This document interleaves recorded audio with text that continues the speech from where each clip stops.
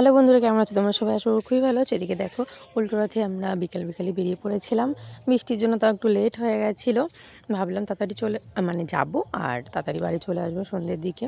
যেহেতু পুচকিকে নিয়ে গেছিলাম এই রথে, আগের রথে নিয়ে যাওয়া হয়নি। অনেকই বৃষ্টি হচ্ছিলো। এই রথেও হয়েছিল বৃষ্টি, কিন্তু পরে আমরা যাওয়ার পরে অনেকই বৃষ্টি ছিল, আমরা আটকে গেছিলাম। তো এদিকে দেখো ব্যাসপুরে মন্দিরে চলে এসেছিলাম। এবার আর আকারপুরে যাওয়াই হয়নি, কারণ লেট হয়ে গেছিলো আস্তে আস্তে। তো যাই হোক, এদিকে দেখো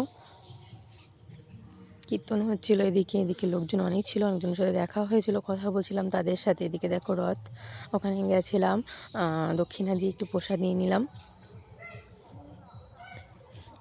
তো তোমরা কারা কারা রথে গেছো অবশ্যই কমেন্ট করে জানিও কোথায় গেছো রথে।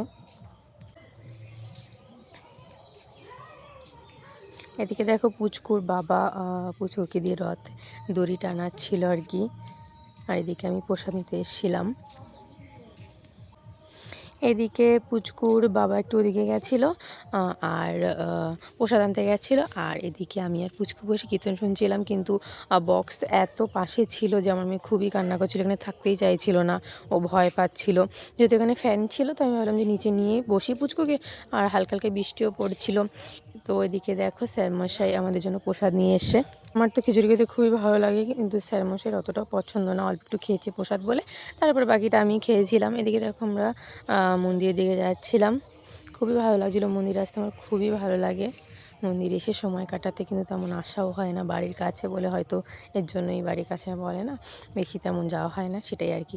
এদিকে স্যারের স্টুডেন্টদের সাথে দেখা হয়ে গেছিলো, ওরাই কথা বলছিল পুচকুদের সাথে, মানে পুচকুর সাথে আর কি। তো এদিকে অনেক রকমের খেলনার জিনিস, অনেক রকমের ঘরোয়া জিনিস, তারপরে সাজা গোজা জিনিসের দোকান উঠেছিল আর কি। তো আমি তেমন কিছুই কিনিনি, মানে যাওয়াই হয়নি, শুধু ভিডিওই করছিলাম। আর এক দোকানে বেশি ভিড় ছিল, তো স্যারমশাই বলছিল এই দোকানে বেশি ভিড় কেন, এই দোকানে কম ভিড় কেন। তো আমি বলছিলাম এই দোকানে সব জিনিস 15 টাকা থেকে 20 টাকা দিচ্ছিলো, আর এই দোকানেই। তো এদিকে দেখো এটা হচ্ছে কীর্তনের জায়গায়, এটা হচ্ছে পাশেই মন্দিরের পাশে অধীর কাকুদের বাড়ি, ওখানেও প্রচণ্ড ভিড়। তো তারপরে দেখে ওখান থেকে ঘুরে এসে আমরা চলে এসেছিলাম মন্দিরে। তো ওখানে মন্দিরে বসেছিলাম, এখানেও পুচকু প্রচণ্ড কান্না করছিল।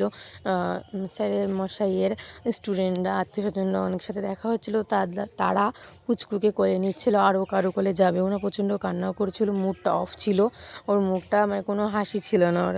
তারপরে দেখো মন্দিরের পিছনটা একটু ঘুরলাম। তো বৃষ্টি থামছিল না বলে আমরা বেরোতে পারছিলাম না, তা নাহলে বেরিয়ে যেতাম। তো তারপর বাড়ি চলে এসেছিলাম। টাটা, বাই বাই, ভালো থেকো সবাই, গুড নাইট।